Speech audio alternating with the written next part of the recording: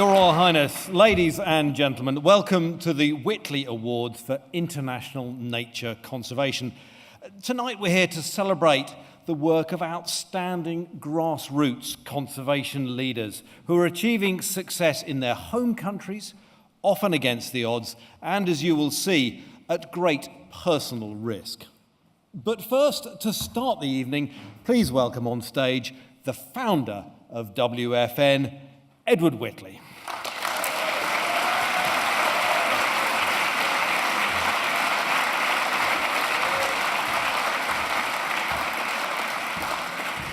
Thank you very much, Tom. Your Royal Highness, ladies and gentlemen, you're all most welcome. And this evening is the annual occasion for our charity to gather together and to welcome and to celebrate the work of our winners this year. I'd like to thank all of you for contributing to the charity in such a generous and wonderful way. And to start off by thanking the volunteers tonight, both tonight on the doors and also in the office through the year. Our volunteers, our judging panel, our Friends Committee, who are so dynamically led by Catherine Folkes, our patron, Her Royal Highness the Princess Royal, who's not missed a single ceremony for 18 years now. Not that we're counting, but that...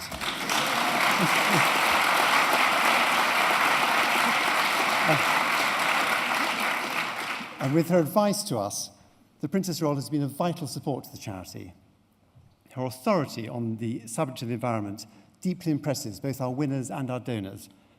And sadly, our trustee, Sir David Attenborough, can't be with us tonight. Like any other normal 91-year-old, he's gone off to film in the jungle. He's in the Dominican Republic. Happily, though, for us, his voice is with us. And once again, we're so grateful because he kindly gave us his time, his most precious gift, to narrate our winners' films, which this year have been just beautifully made by Icon Films. And it's no secret, but at the rehearsal this afternoon, when the winners saw these films, which are their films, and they've been made with snippets of their information for the first time, 4 of them were weeping, and I think the other 2 were by the end as well. So they are fantastic. Tom, thank you so much for hosting this evening. As well as presenting Countryfile, Tom's kindly found time aside. He's put time aside to raise significant funds for us, including on Celebrity Mastermind, where we're pretty impressed. His special subject was The Godfather. We're very Darwinian. Now, tonight, we welcome many old and new donors, some of the longest-standing donors, the Steve Isaac and the Brake family, the Lynn Shears and her family. There's the Westons, there's WWF, with whom we have a really special working relationship. And for the first time, we welcome the Savitri Waney Trust, along with the children of Notting Hill Prep. Now, these are our youngest guests, and for the last year, they've been fundraising in the most dynamic way. Led by the Parents' Committee and Jane Cameron, who else but Jane could look so glamorous in a beekeeper's costume on Onesie Day? And who dreamt up Onesie Day anyway? The energy and the determination which the children have shown has been completely inspiring. They instinctively and completely understand the need for nature conservation.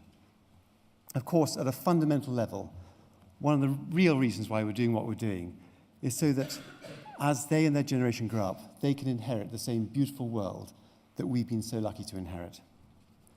Finally, there's the WFN team, led by Georgina and Danny.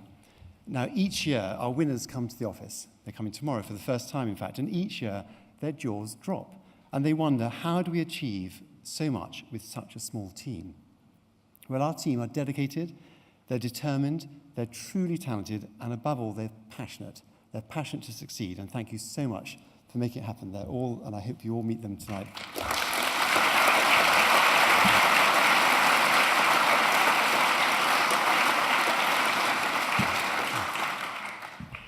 So since our last ceremony, many of our winners have been profiled for their conservation success. Arno, for example, starred in the BBC documentary Hotel Armadillo about his work in Brazil. Now, when they saw Hotlin, who won our Gold Award last year, BBC Radio 4 was inspired to go and interview her in Indonesia for their programme Costing the Earth. Fernando starred in a documentary called A River Below about a battle to protect river dolphins in the Amazon basin. Shan, who many of you remember, who could forget him? He's a fellow young Turk to Zafar, who's our gold winner tonight. He featured on BBC Two with Simon Reeve. And Farwiza, who is actually with us tonight, she featured in Leonardo DiCaprio's film Before the Flood. We now have some 185 winners working in 80 countries. Now, as to success on the ground, there are too many to cram into a single speech, but a tiny sample, which we are really proud of, and you should be too because you funded it.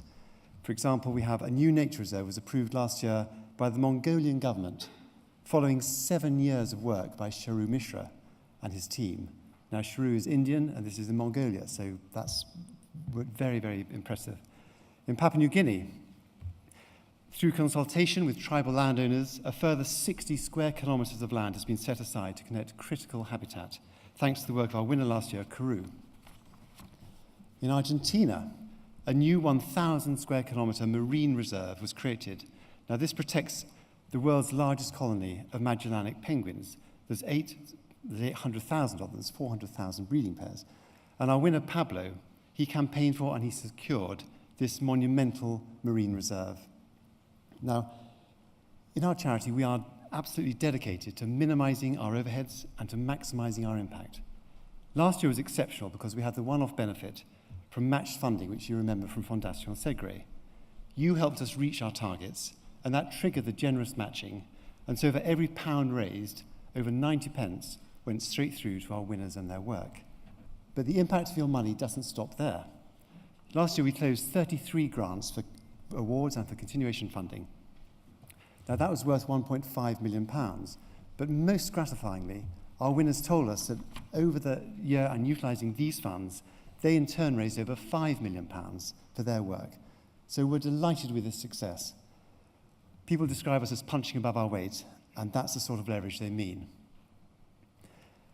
Finally, just a note to our winners tonight. Some of you are a little nervous. I've noticed this. I mean, giving a speech in front of 500 people, in front of royalty, in a foreign language, I mean, what's there to worry about?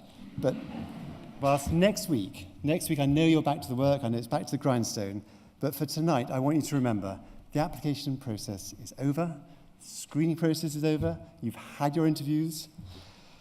Everyone's here is rooting for you. Everyone's here to celebrate. We are privileged to celebrate it with you.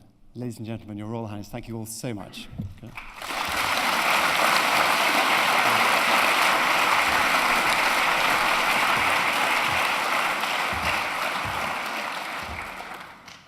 Thank you very much indeed, Edward, and for bringing back memories of that mastermind interrogation. They really do play the music live in the room. It's not added on later. And I always thought it was a highbrow show, but I lost points on getting Girls Aloud and Little Mix confused. I mean, really, a schoolchild error there. And I like your idea of a Darwinian approach to The Godfather. I'd never thought of that before. It's sort of evolution of the species due to lead-based selection, I think, would be. But there's definitely a project for someone there. Tonight, it is my huge pleasure to introduce to you our 6 new Whitley Award winners. Each is spearheading efforts to protect wildlife and habitat in biodiversity-rich but often resource-poor countries. The winners have participated in a busy week, as you've just heard, of activities. Following their interviews with our judging panel, they've taken part in professional speech and media training to help communicate their work, maximise PR opportunities, and capitalise on the international profile boost that comes with being a Whitley Award winner. They've met with some of the charity's supporters and NGOs, making new connections and sharing knowledge, and hopefully planting the seeds of future collaboration. On top of this, each winner will receive £35,000 in project funding over 1 year and will join a global network of Whitley Award alumni. And I think we've just heard what some of those have achieved over the last few years. On that note, I am delighted to introduce our first 2017 Whitley Award winner, Jimena Velez Liendo, who is developing a nationwide conservation strategy for the Andean bear.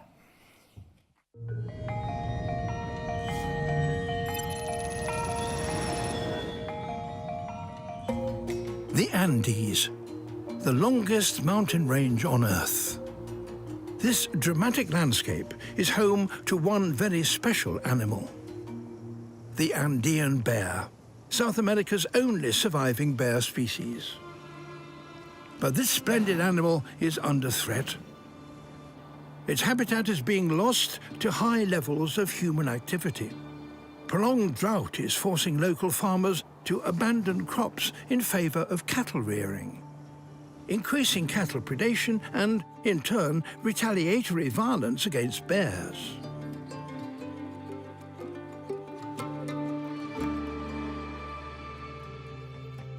Jimena Velez-Liendo saw her first Andean bear as a wide-eyed graduate student. 18 years on, she's leading the charge to conserve them. I've been working with Andean bears for many years, but in 2005 we started this very ambitious project, which was to assess the whole distribution area in Bolivia. Her groundbreaking project mapped the entire range of bears in Bolivia and identified the most threatened bear habitat in the country. So far, it's the only national level assessment in the whole South American range.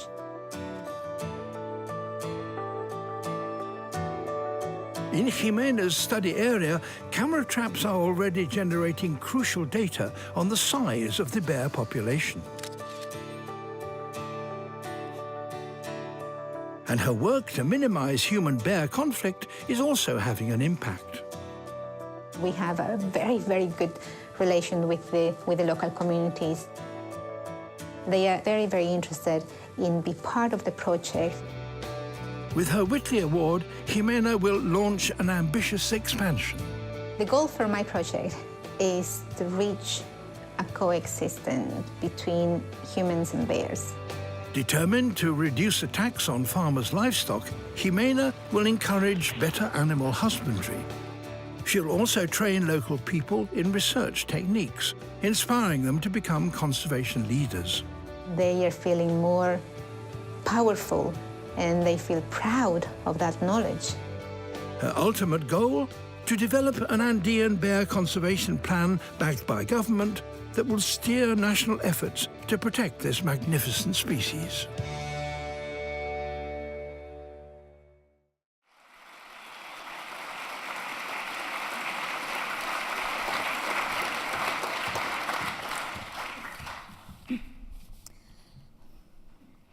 Your Royal Highness, ladies and gentlemen, A Bear Called Paddington by Michael Bond tells the story of a bear who moved to the UK after losing his home in the forest of darkest Peru. With this story, Paddington got and won the hearts of every of you and also abroad. I didn't know about this bear until I too emigrated from darkest forests of Bolivia and also became quite fond of marmalade, not Marmite. The first time I saw a bear in the wild was, and still is, one of the most memorable moments of my life. I was in the middle of the cloud forest looking for Andean bear droppings, and then I saw a bear. I was scared. I didn't know what to do. Should I run, take photographs, taking notes? And then I did nothing. I just saw the bear. After that moment, I knew I would study bears. Since then, my journey to protect the bear has moved from let's save the bear to a more inclusive let us save the bear, because I learned that the only chance this bear and its habitat has lies in the hands of people, of you, of me, and the people who live with the bear on a daily basis. Remembering why we got into conservation in the first place reminds us why it matters so much to us. It is about passion, and it's about a deep love for nature. I started with a Paddington for one reason. He ended up homeless.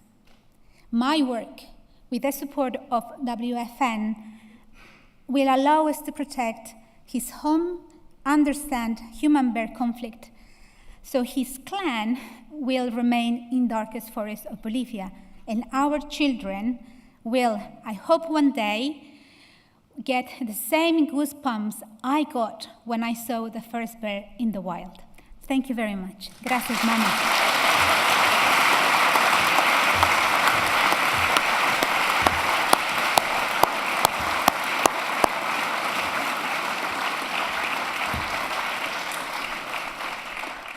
Thank you, Jimena. Our next speaker, Alexander Blanco, is joining local nest guardians to champion Venezuela's majestic harpy eagle as a flagship to conserve its vital forest home.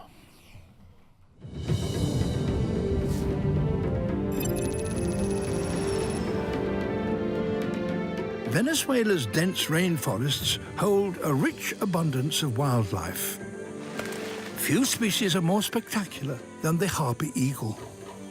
The most powerful eagle in the world, this apex predator is an object of fascination across South America.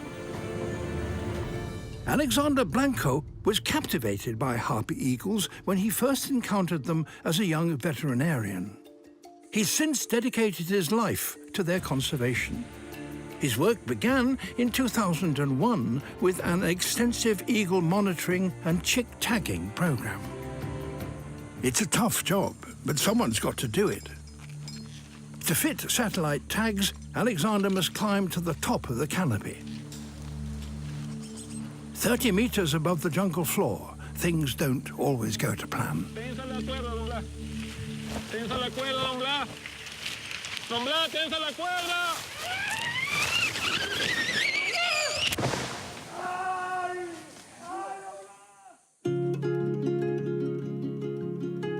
Both Alexander and harpy eagle survived.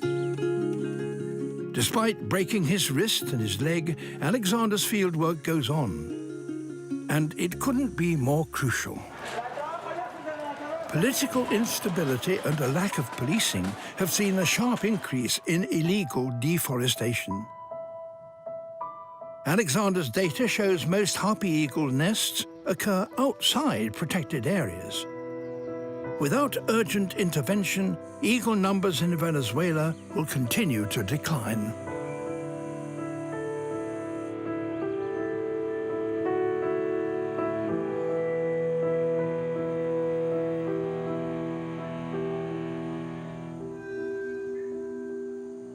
Alexander will use his Whitley Award to scale up bird monitoring and secure more critical habitat areas.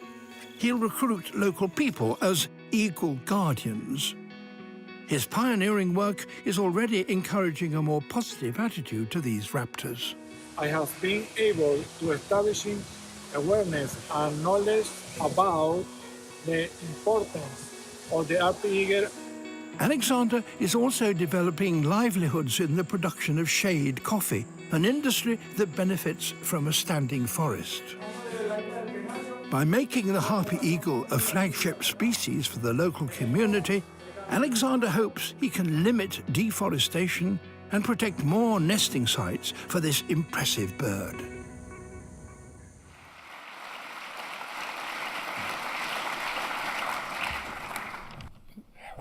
Thank you very much. Good evening, ladies and gentlemen.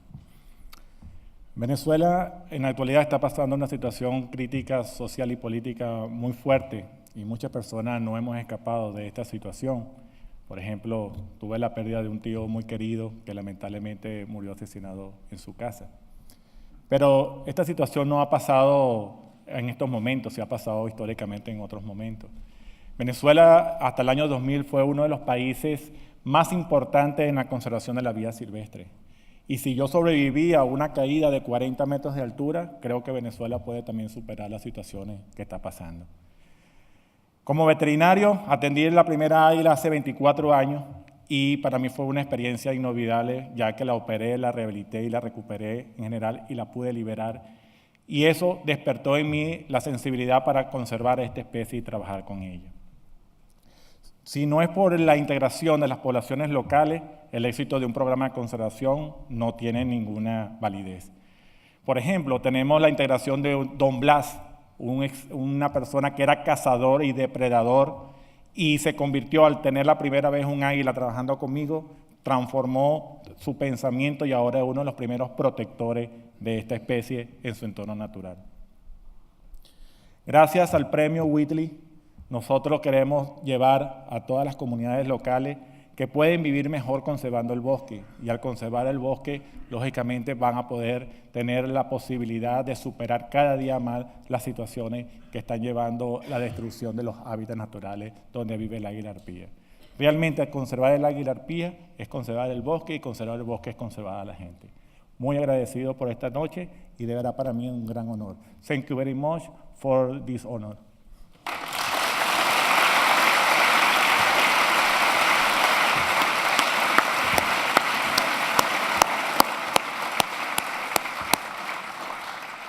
Thank you very much, Alexander. I'm glad to see you seem to be walking freely. I bet you all feel slightly guilty now for laughing at that moment when you slid down the rope.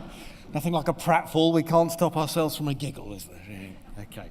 And now we travel across the Atlantic Ocean to hear from Ian Little, who is working in South Africa, the world's third most biodiverse country, to conserve the rapidly diminishing grasslands there.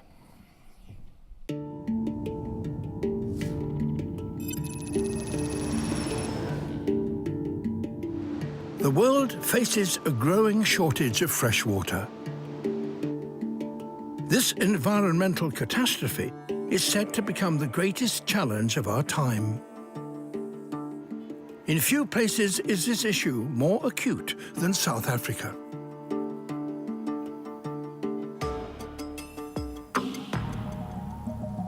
South Africa's Great Escarpment is a rugged area of grassland and a vital source of fresh water.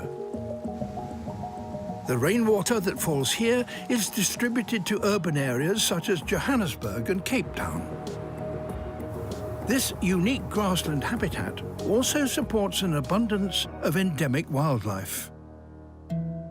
But intensive livestock farming, coal mining and rapidly increasing fracking exploration is inflicting untold damage on the escarpment's wildlife and threatens to pollute its precious water supply. Ian Little was born and raised in the Great Escarpment. I'm inspired by conservation, and I have been inspired by conservation through having lived out in some of the last beautiful remaining places in southern Africa. As a biologist, he has battled to protect this habitat and its species. Vulnerable animals like the sun-gazer lizard are in decline through poaching and habitat loss. Ian's fieldwork is changing their fortunes.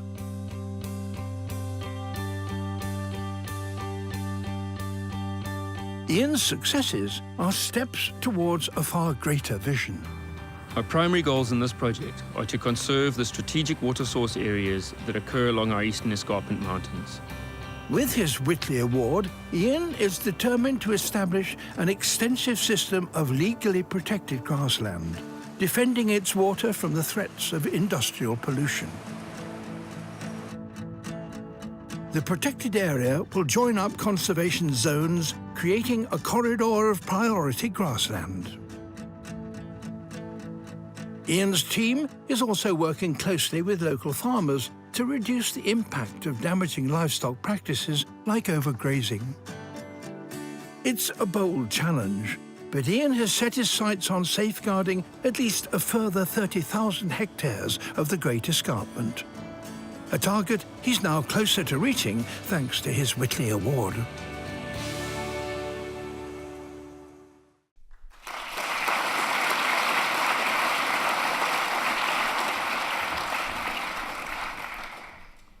Good evening, ladies and gentlemen. I'm truly humbled and honored to be here. Thank you to Sir David Attenborough. Your narration of our short films is a dream come true. My middle name, Chagra, a name given to me by my conservationist father after his favorite grassland bird's call. It can be heard echoing through the Drakensberg Mountains of my childhood.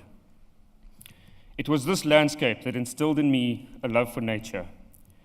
When I was 16, I saved enough money to go on a 5-day walking trail through the Umfolozi Shishlui Game Reserve. This was my first encounter with the wild Africa portrayed in Disney movies, like The Lion King. I not only fell in love with Africa all over again, but I knew that I would devote my life to conservation. In Africa, elephants, lions, rhino, and other iconic megafauna are largely conserved in protected areas. But it is the less glamorous grasslands and forests that are under severe pressure. I have devoted my efforts to these unprotected landscapes that are being plundered for their natural resources. The ever-increasing demand for mineral resources, agricultural production, roads and power lines make it a seemingly losing battle. It certainly is not the romantic ideal that I pictured as a young man. But I do this work because I love wildlife. I love untouched places, and I feel a duty to protect what is left. Being acknowledged with a Whitley Award offers much-needed encouragement to continue to tackle the ever-increasing challenges that come with modern-day conservation. The escarpment that I'm working to protect not only houses thousands of wonderful plants, birds, snakes, chameleons, and mammals, but also the water sources on which the people of this arid country rely. One species that has stolen my heart is the yellow-breasted pipit. It is a small brown bird that occurs nowhere else in the world. It is also a grassland specialist. If their habitat is changed for the worse, they simply disappear. It is like a canary in a coal mine. So when a farmer sees this little bird, it is a sign that his land is healthy, a sign that the water for the rivers are plentiful. The more we see of the yellow-breasted pipit, the more we know we are succeeding in our efforts to save our wonderful biodiversity for the people on our struggling planet. I thank you with all my heart.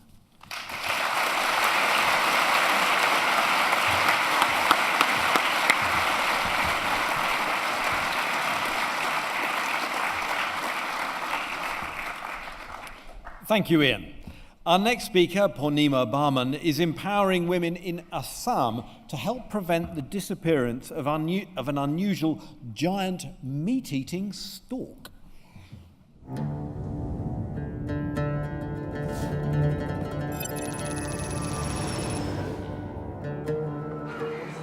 The greater adjutant stork, one of India's most unusual bird species.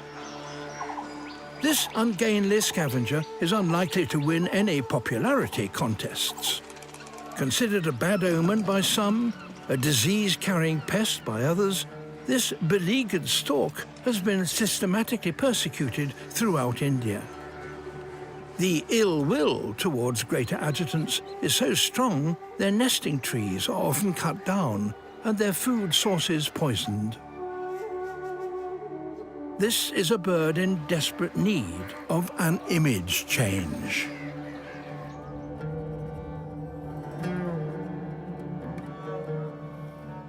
Step in Purnima Barman. She has always seen the greater adjutant's hidden beauty and is on a mission to save them. She has devised a cunning PR plan to turn bird haters into bird lovers. Her persistent campaigning quickly attracted support, particularly amongst the women of Assam. Purnima mobilized her followers into the Hargila Army, an all-female team dedicated to protecting the greater adjutant. Together, Purnima and her army are on a mission to break down barriers and challenge preconceptions. The effects of their tireless campaigning are already being felt. The communities have accepted the bird as the part of their society. But Purnima is just getting started. Community conservation is a never-ending process. With her Whitley Award, she'll bolster efforts to prevent landowners cutting down nesting trees and seek legal protection of the stork's wetland habitat. Willingness and support of the tree owners, of the communities as a whole, is must for conservation of these endangered species. Purnima will also investigate the harmful impact of toxic pollutants on the storks, striving for the improved disposal of waste. And by continuing her education program, Purnima believes she can reshape the greater adjutant stork's unfortunate story.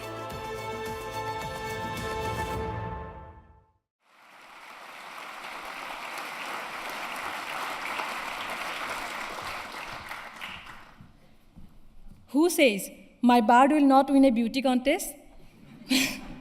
My bird has won the biggest prize today through this Whitley Award. Thank you.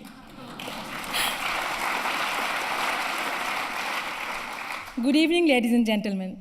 When I was 9 years old, the greater adjutants were my friends. They came to my grandma's paddy fields. I just loved them. During my studies, it was clear that everyone was interested in mega species like rhinos, tigers. Species like greater adjutant were never able to steal the show. So I decided to focus on greater adjutant. 8 years ago, I got a call and rushed to a village.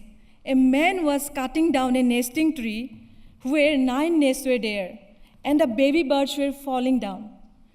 I dared to speak to him and realized that it was not his fault at all. He never knew that it was an important species for the environment. This event had a serious impact on my life. Then I visited the communities, people.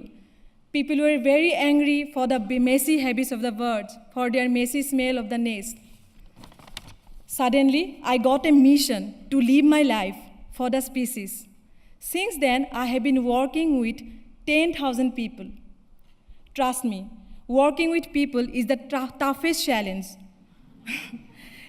Thank you. In the film, you saw our women's group making a web of life out of cotton. We all are connected.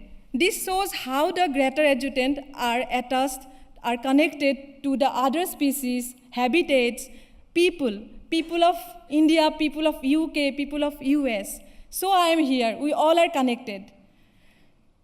When people call us for rescues, when a little girl from the village wears a greater adjutant costume in her school fancy dress competition, this is very close to my heart, and this makes me cry out of happiness. With the Whitley Award, we will expand the initiatives to the other colonies in Assam, and we will integrate wetland conservation research to build a social movement. Now, I salute my beautiful state Assam and my country India, who have given us species like greater adjutant. Joy Ayahom, Jai Hind. Thank you very much.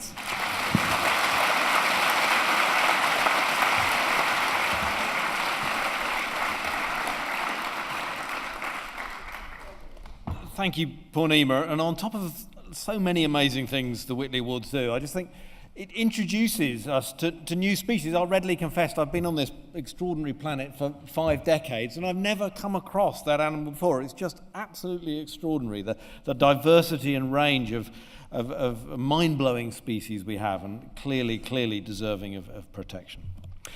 Now we hear from our next winner, Sanjay Gubi, who is reducing pressure on forest corridors to connect Bengal tiger habitat and improve the lives of those living in southern India.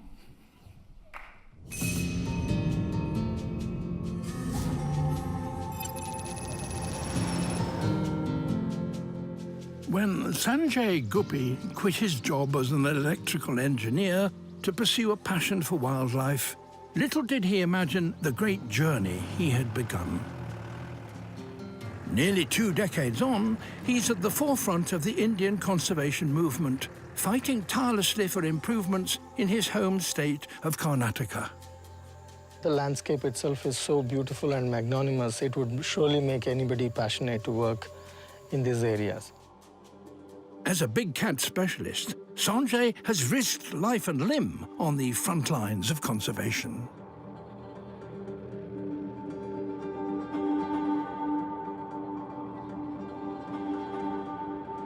For Sanjay, dealing with India's human-wildlife conflict is all part of the job.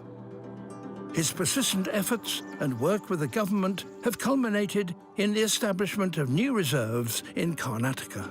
After several years of convincing, we finally managed to get these areas notified as a protected area.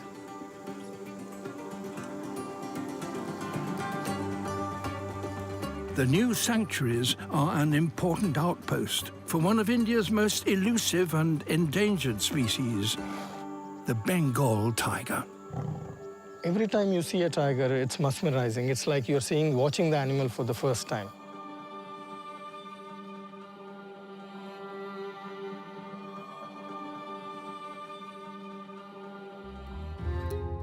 This road to recovery is a long one. The sanctuaries act as a corridor for young male tigers, allowing them to move to new territories. They share this corridor with rural communities who rely on the forest for firewood. Deforestation is severely damaging the habitat, putting tigers, their prey, and other species like elephants and honey badgers at risk.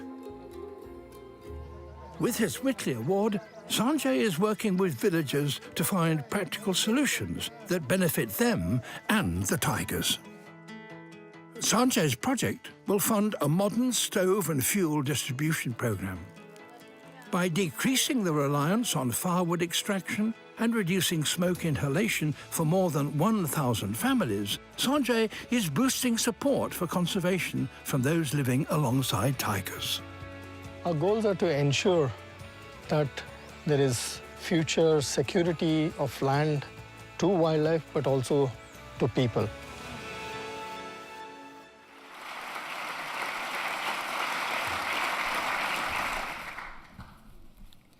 Namaskara. Good evening, everyone. First of all, I would like to say thank you not only because Whitley Fund for Nature gave me this extraordinary honor, but also for the weeks of fear I have endured in trying to write a speech for today. I was once walking in the jungles of northern India when I saw a tiger at about 12 feet away, crouching and intently staring back at me. I was mesmerized by its grace, beauty, agility, and all the other words that could be used for a picture-perfect animal. Anybody who goes into the jungles and sees the amber eyes of the tiger looking classically back to you, you'll be forever converted to helping them. The tiger motivates us to fight to keep wildlife habitats intact. It would be so sad to pass on a planet to our future generations, including to my own young son Ninada, who sits here in the gallery, without an incredible species such as the tiger. However, I believe in the resilience of nature and the indomitable human spirit that refuses to give up even in the most tiring of the situations. Give nature some time and support and it bounces back. There's so much gloom and doom in conservation, but just look around tonight and at my amazing colleagues. The world needs to believe that it is possible to bring positive conservation changes with vision and collective timely actions which stimulated the biggest increase in protected areas in India. With the Whitley Award, we'll continue our efforts to bring in changes, especially in wildlife corridors to benefit both wildlife and people. Conservation is not a project, but a long-term commitment and relationship to a landscape. It's not just based on science, but has a strong grounding in society. I thank my state Karnataka, my colleagues, the Forest Department, importantly the people whom I am able to turn to in times of real trouble, such as my family, for their unstinted support even when I got back home with 55 stitches from a leopard bite. Thank you very much.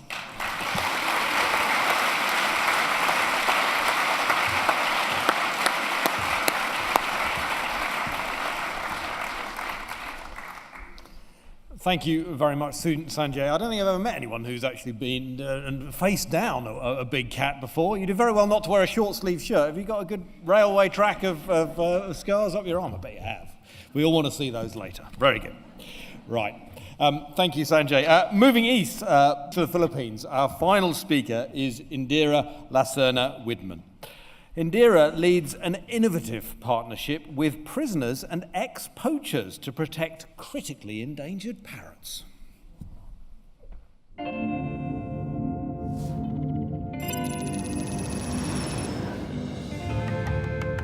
Palawan Island in the Philippines is home to one of the largest open-air jails in the world.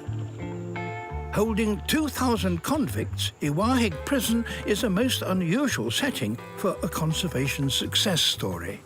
But Iwahig is no ordinary prison. Covered in pristine lowland forest, it's one of the last remaining strongholds of the critically endangered Philippine cockatoo.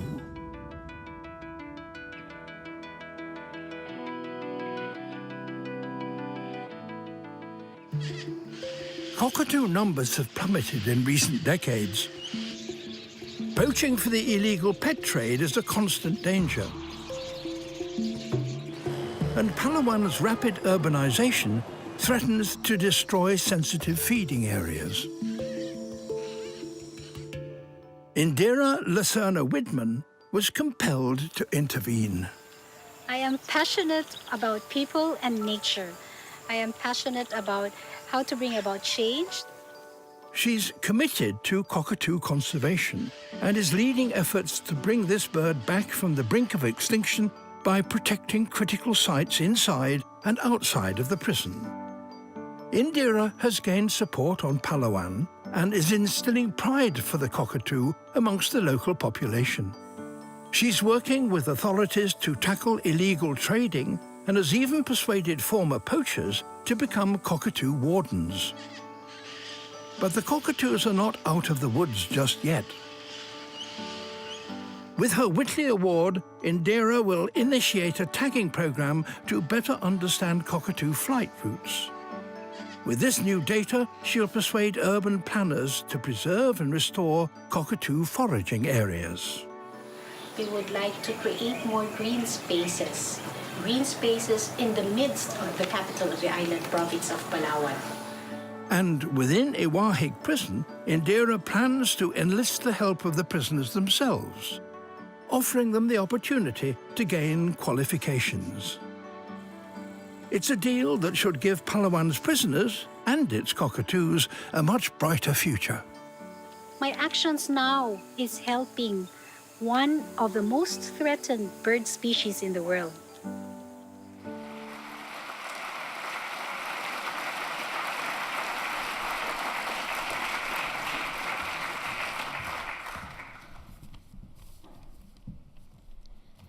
Being fourth in the brood of 5, surrounded by boys and a father's favorite, I grew up rubbing elbows with nature. I braved the seas to learn swimming with men jumping from my hometown wharf.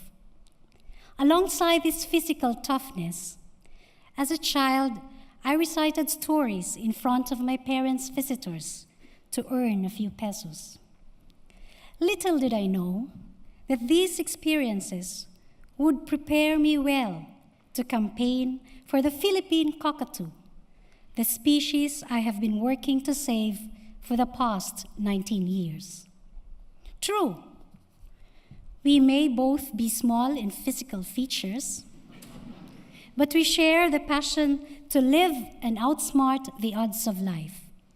While small in size, I have the conviction to work with big players, property developers, the military, and the 2,000 more prisoners. The Philippine cockatoo is one of the very few critically endangered species that lives so close to humans. Living as it does in lowland forest, habitat destruction is primary threat. If you combine this with persecution due to the lack of education and appreciation, this can only spell disaster. Thanks to the Whitley Award, my team will be able to build support among local people in Palawan, the stronghold of the Philippine cockatoo. Pride is a powerful emotion and can create a passion for conservation. In the next few years, I will be amongst men again, with strong determination and no fear, this time in a different setting. Men in open prison and men in uniform, all working for the conservation of my beautiful cockatoo. Its call may be raucous.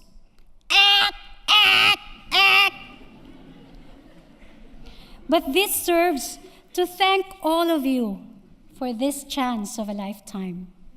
We are humbled and honored. I want this loud call to be heard by decision makers in the Philippines to advance conservation for this unique cockatoo. Thank you very much.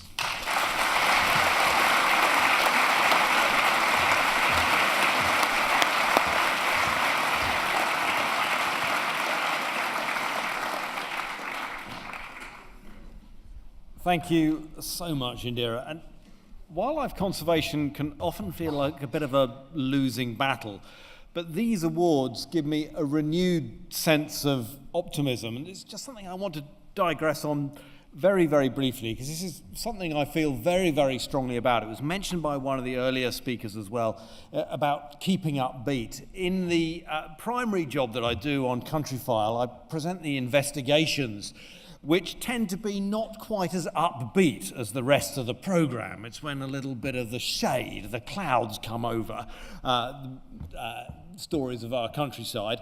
And this has earned me a couple of unwelcome tags in the Twitter sphere and in the social media. When I appear, people put up hashtag Doomlord, or even a particular favourite is the Grim Heaper, which you have to say that is pretty cunning. But I thought, what on earth? I always thought I was quite a happy chappy, really, and yet I seem to be getting this tag. And I really do believe that we humans do have the wit and the will to do the right thing by the planet, and what we see at the Whitley Awards surely gives evidence for that approach. The natural world is facing some significant challenges, but as our winners demonstrate, there are very, very many things to celebrate. And the Whitley Awards are just about that, celebrating success, and people like tonight's Whitley Award winners, who with genuine groundswell support are bringing about positive changes to people's lives, endangered species and ecosystems on which we rely. And just another brief digression, the other thing I totally love about the Whitleys is they don't separate man and nature. It's not that sort of see no humans approach to conservation. I mean, you couldn't get it more obvious than in that one. Indira, as we've just heard, with the prisoners and the military, helping humans and animals simultaneously is what the Whitleys do so, so well. Anyway, I'm now delighted to say it's time to hand out the trophies to our new, our new award winners. And please welcome on stage to present this year's award, the patron of the Whitley Fund for Nature, Her Royal Highness, the Princess Royal.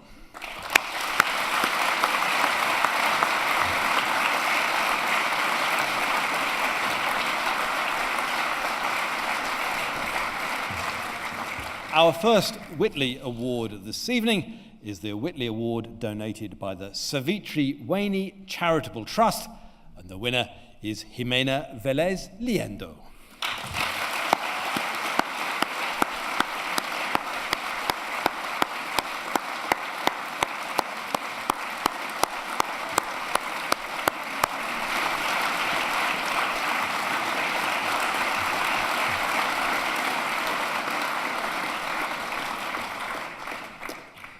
The next award is the Whitley Award donated by the William Brake Charitable Trust in memory of William Brake, and the winner is Alexander Blanco.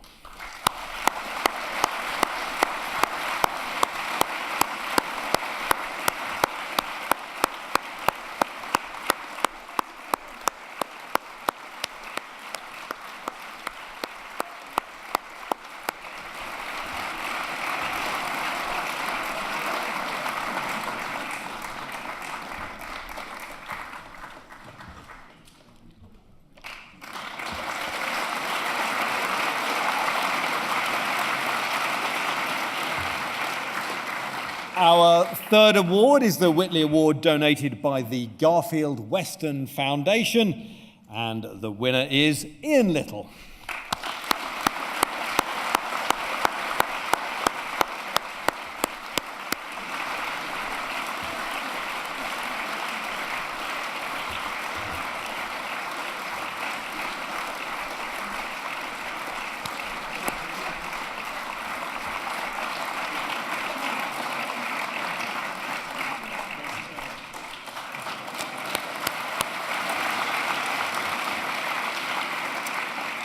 The next award is the Whitley Award donated by the Shears Foundation in memory of Trevor Shears.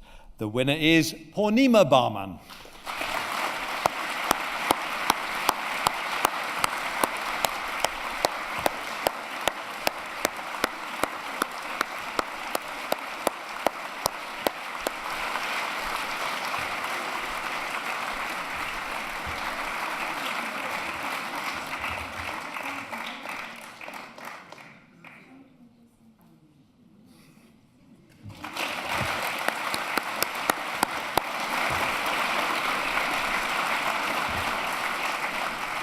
The fifth award is the Whitley Award, donated by WWF UK, and the winner is Sanjay Gooby.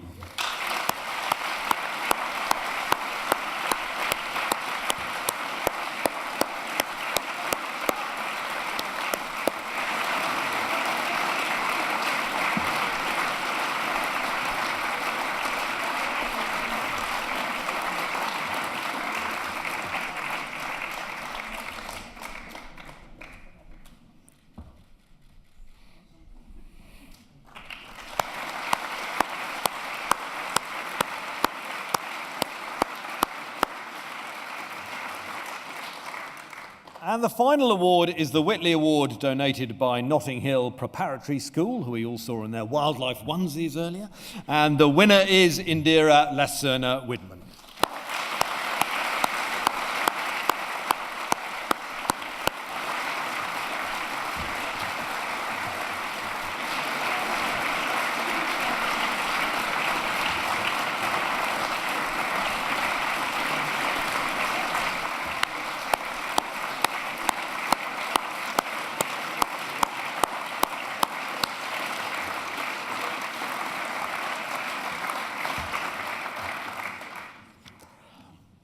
So very well done to all the Whitley Award winners. And now on to tonight's top funding and most high-profile prize, the Whitley Gold Award. Worth £50,000, the Gold Award, donated by the Friends and Scottish Friends of the Whitley Fund for Nature, recognises previous Whitley Award winners who've made consistent and outstanding contributions to conservation since winning their initial award. Each year, the gold winner joins the Whitley Awards judging panel, as well as acting as a mentor to the new winners during the awards week in London.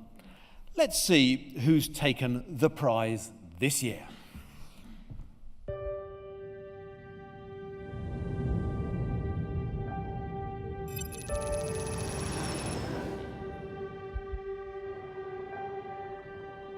Ama ben deniz çok seviyorum. Ama yine de baba mesleğidir, eş mesleğidir diye devam ettiriyoruz. Denize gitmek mecburiyetindeyiz, çaremiz yok. Onun için mücadele etmemiz lazım. Eski balık yok. Gitgide azalıyor.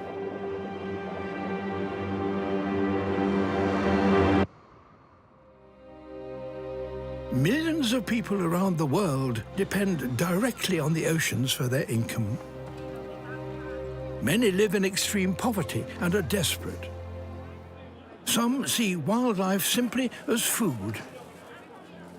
Conservationists work tirelessly to find a balance between protection of the natural world and recognizing the needs of people who rely on it. 2013 Whitley Award winner Zafer Kazilkaya faced this challenge when he began his work in Gokova Bay 10 years ago. A popular tourist destination, Turkey's Gokova Bay is famed for its crystal clear waters, perfect sailing conditions and historical dive sites. The people of the bay have fished these waters for over 2,000 years. But when Zafer first arrived in 2007, he realized all was not well. We saw that overfishing, illegal fishing, and some tourism activities had a huge impact. Fish stocks had collapsed, decimating local income. Zafer knew he had to act fast. He established a network of marine reserves designated as no fishing zones. But not everyone was convinced. At the beginning, the local community was quite suspicious about these no fishing zones. There was a big resistance. But as fish numbers recovered, Zafer was able to turn the tide of local opinion. With grassroots support, Zafer put his Whitley Award funding to impressive use. We decided to establish our own marine ranger system. Local fishermen have been recruited to patrol the no fishing zones. They're equipped with specialist police cameras. Illegal activity is live streamed to the Coast Guard. Zafar also set up a campaign to promote consumption of invasive species that threaten this ecosystem. The community now keeps detailed reports on the numbers and type of fish caught, the only bay to do so in Turkey. Working together, Zafar and the fishermen have reversed the fortunes of Gokova Bay. Money. In this last 6 years, the fishery-related incomes of the local fishing community here increased more than 400%. Endangered species such as Mediterranean monk seals and sandbar sharks are returning to the bay in ever-increasing numbers. Zafar's conservation model is so effective, other countries plan to adopt it. And he's surveying new sites that could benefit. We believe that we could easily replicate the project somewhere else. Zafar's Whitley Gold Award will be used to help support this expansion, radically transforming marine life across the Mediterranean.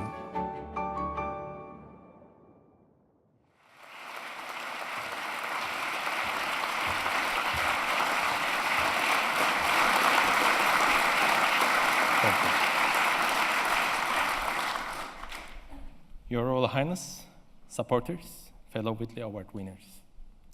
The Whitley Fund for Nature has tonight brought conservation heroes together. We all face extraordinary challenges and try to find unique solutions.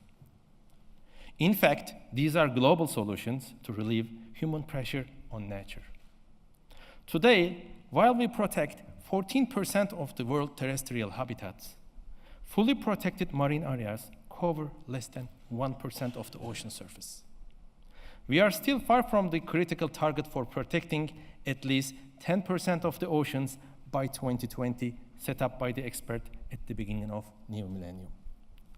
When I won the Whitley Award in 2013, we set up the first marine patrolling and enforcement system to be carried out by the local community in the Mediterranean. People said I was dreaming. Even some of my colleagues said this will not work. We empowered local fishermen to monitor and report illegal fishing activities to government authorities, closing the loop between local knowledge and enforcement authority. Thanks to your support, today this dream came true, and Gokova Bay is now one of the best marine protected areas in the Mediterranean. This approach to enforcement has turned the tides for both conservation and local livelihoods that directly depend on marine resources.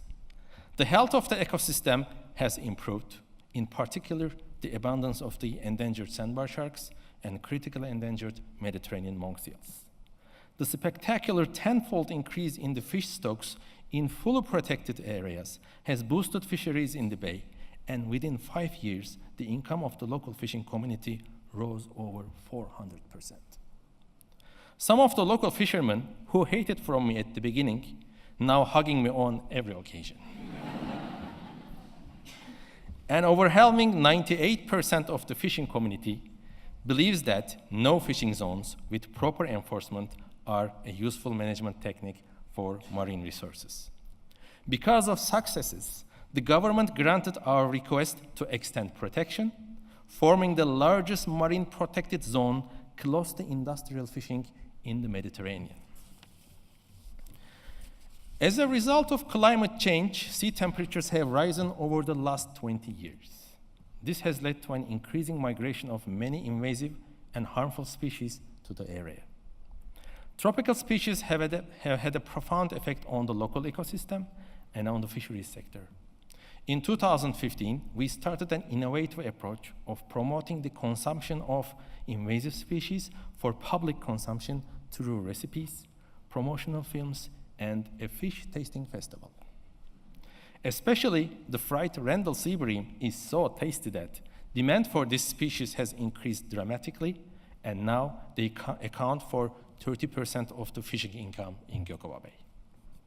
But while I am giving this speech, thousands of refugees fleeing from famine, social unrest, climate change, and civil war are risking their lives trying to reach Europe. Many end up with big tragedies, where women and children drowning in Mediterranean waters. While we witness this appalling humanitarian crisis, We also understand that how crucially important it is to enable people across the world to create sustainable livelihoods. The question, why don't we want to save the Earth against climate change impact and unsustainable exploitation of the resources? Simply because saving Earth in short term is more expensive than not saving it.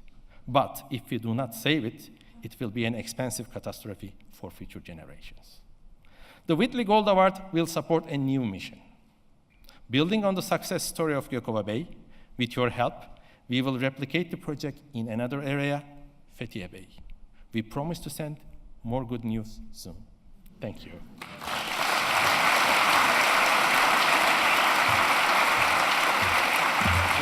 Don't go too far.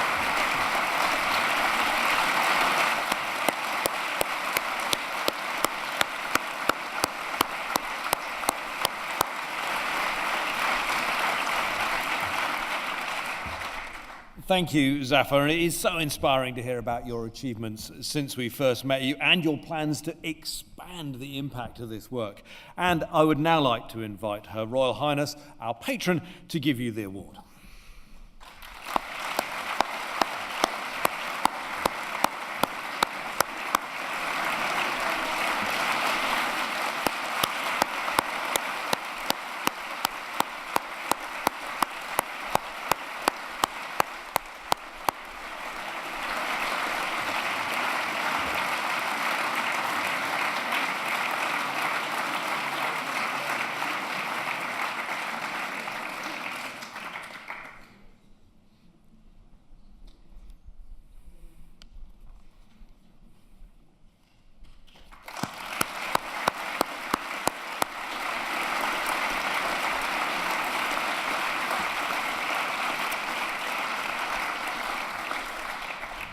The chance to be like Zafar and gain further funding is open to all Whitley Award winners who can reapply for WFN continuation funding grants of up to £70,000. In this way, we invest in our winners and build long-term relationships.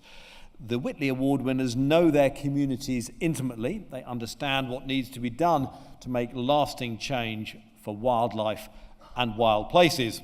As we all know, conservation doesn't just happen overnight, and we need to repeat fund the most effective winners to help scale up their work and make an even bigger difference. I'd now like to ask Her Royal Highness to say a few words.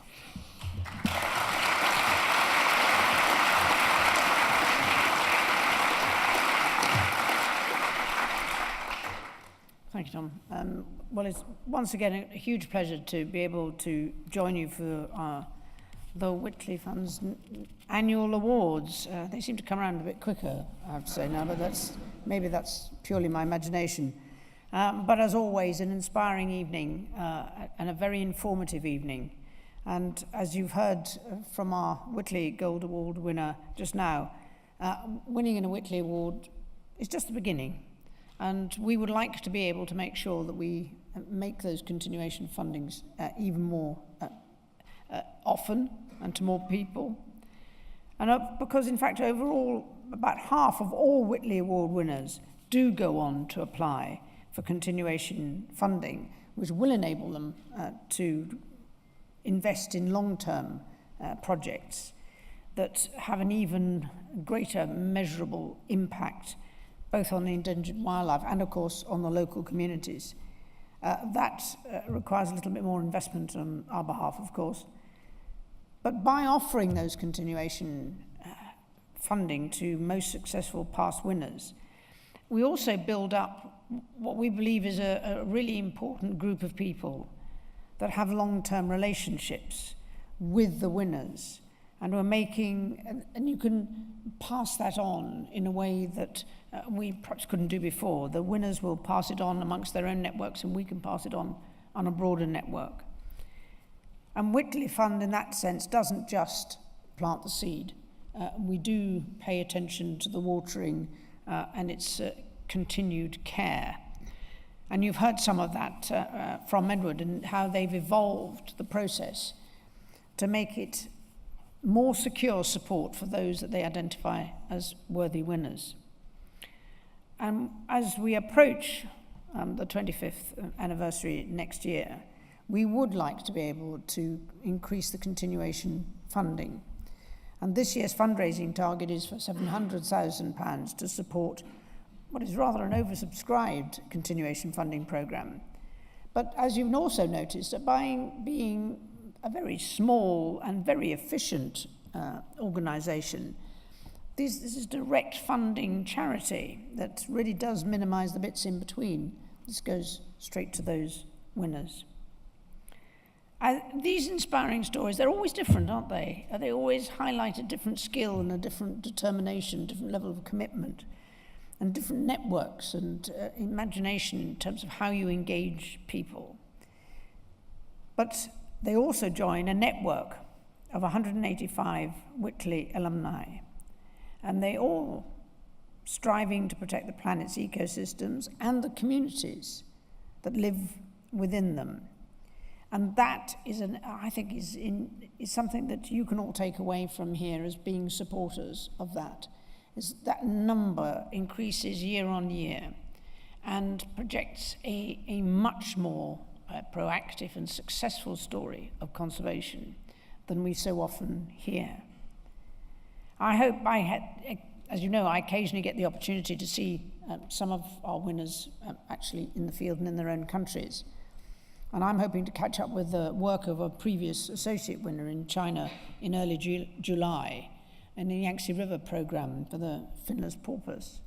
Now that's an added bonus for me if I can actually get to meet people where they are working, because that underlines the skills that they've developed and the extraordinary commitment to get their projects to the level that they have.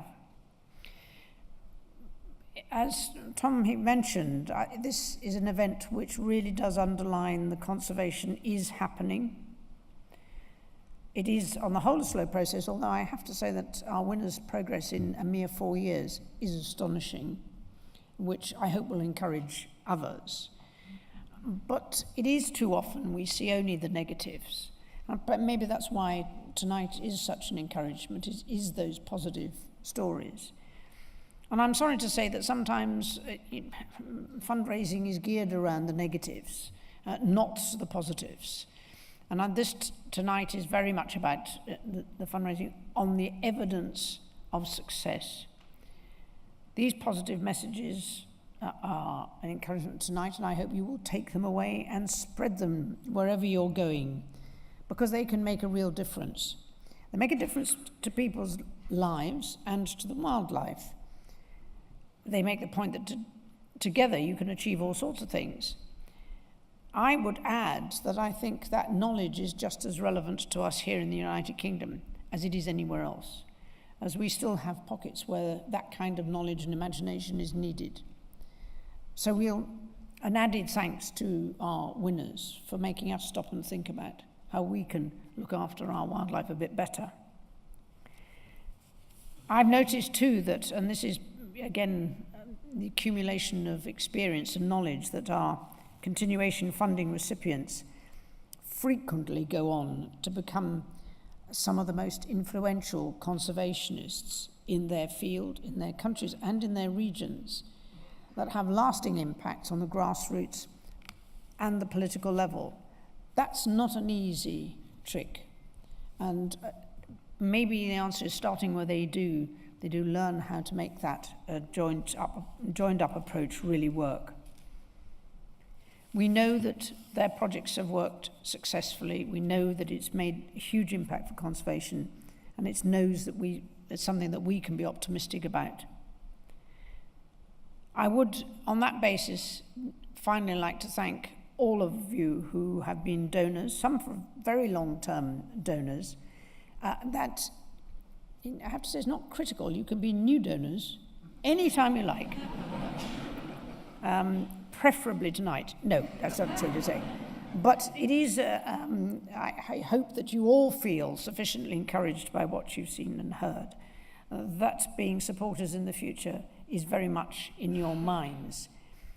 Because I hope you also recognize that there are a number of award winners here, but there could be more, there should be more, and we should be able to build on their knowledge and keep that group together to continue to make the most remarkable positive impact on people's lives as well as on wildlife.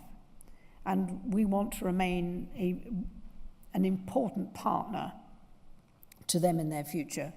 And Whitley Awards offers that opportunity, but we need partners here to allow us to do that. So thank you all for joining us tonight. As I say, I'm certainly once again inspired and encouraged by what we've heard and seen.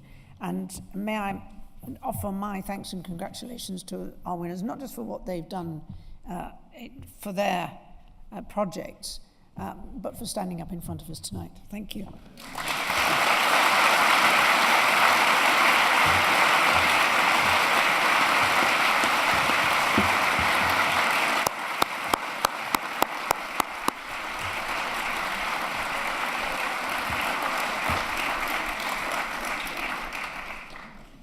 Thank you, Your Royal Highness, and thank you too for your invaluable support for these awards and the inspiration you provide. And just a very brief thanks from me to Edward Whitley and to the Whitley team for inviting me and to be the compere, which is a great honour. And a very brief thanks as well to my cousin Susanna Spicer, who's in the audience today, who first got me involved in the Whitley Awards over 10 years ago. Finally, I would like to invite one of last year's Whitley Award winners, Fawiza Fahan, to close the ceremony.